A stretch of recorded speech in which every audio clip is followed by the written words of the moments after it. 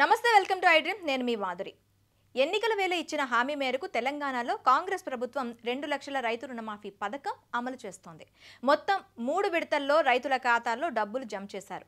31,000 కోట్లను రైతుల అకౌంట్లో జమ చేసినట్లు సర్కార్ వెల్లడించింది. అయితే కొందరు రైతులకు అర్హతలు ఉన్నా రుణమాఫీ వర్తించలేదు. రేషన్ కార్డు లేకపోవడం, ఆధార్ కార్డులో తప్పులు, పట్టాదారు పాసు పుస్తకంలోని పేరుతో సరిపోలకపోవడం వంటి కారణాలతో వారి రుణమాఫీ కాలేదు. దీంతో ఆయా రైతులు ఆందోళన వ్యక్తం చేస్తున్నారు. ఈ నేపథ్యంలో అటువంటి రైతులకు రైతు రుణమాఫీ వర్తించేలా ప్రభుత్వం కీలక నిర్ణయం తీసుకుంది. ఆయా రైతుల వివరాల నమోదుకు రైతు భరోసా పంట రుణమాఫీ యాప్ను తెలంగాణ వ్యవసాయ శాఖ రూపొందించింది. ఈ యాప్ను ఇప్పటికే అన్ని జిల్లాల వ్యవసాయ అధికారులు, డివిజన్, మండల స్థాయిలోని వ్యవసాయ విస్తరణ అధికారులకు పంపించింది.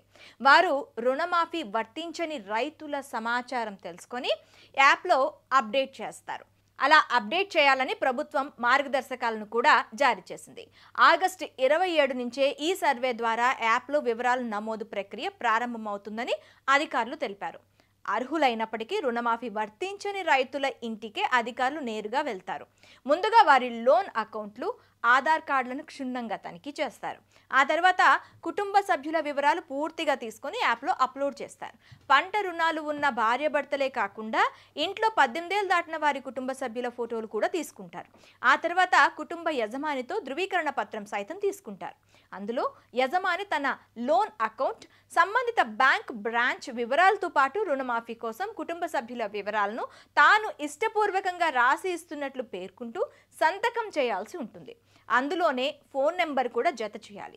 వీటిని ధృవీకరిస్తూ గ్రామ కార్యదర్శి అటెస్టేషన్ చేయాలని వ్యవసాయ శాఖ అధికారులు ఆదేశాలు జారీ చేశారు. 2 లక్షలకు పైగా రుణాలు ఉన్న రైతులకు కూడా రుణమాఫీ చేస్తామని ప్రభుత్వం ప్రకటించింది. ఈ మేరకు ఆయా రైతుల నుంచి అదనపు మొత్తాల వసూలు చేయాలని వ్యవసాయ శాఖ ఇప్పటికే బ్యాంకులకు లేఖ రాసింది. ప్రభుత్వం నుంచి ఆదేశాలు రాలేదన్న కారణంతో ప్రస్తుతం బ్యాంకులు రైతుల నుంచి అదనపు మొత్తాలను తీసుకోవడం లేదు. తాజాగా ఆయా రైతులకు ఊరటనిచ్చేలా బ్యాంకులకు లేఖ రాసింది. అయితే అదనపు మొత్తాలు బ్యాంకుల్లో చెల్లించని వారికి ఇప్పుడు రుణమాఫీ చేసేది ఇంకా వెల్లడించలేదు. మరోవైపు రైతు రుణమాఫీ ప్రక్రియపై విపక్ష బీఆర్ఎస్ నేతల విమర్శలు కొనసాగుతున్నాయి. అన్ని రకాల వడ్లకు బోనస్, రైతు భరోసా వచ్చేంత వరకు, రైతు రుణమాఫీ పూర్తి అయ్యే వరకు తమ పోరాటం ఆగదని మాజీ మంత్రి హరీష్ రావు అన్నారు. 2 లక్షల కంటే ఎక్కువ రుణం ఉన్న రైతులకు బేషరతుగా 2 లక్షలు చెల్లించాలన్నారు. రైతు రుణమాఫీ పూర్తిగా చేసే వరకు సీఎం ప్రమాణం చేసిన అన్ని ఆలయాలకు, చర్చలకు వెళ్తామని హెచ్చరించారు.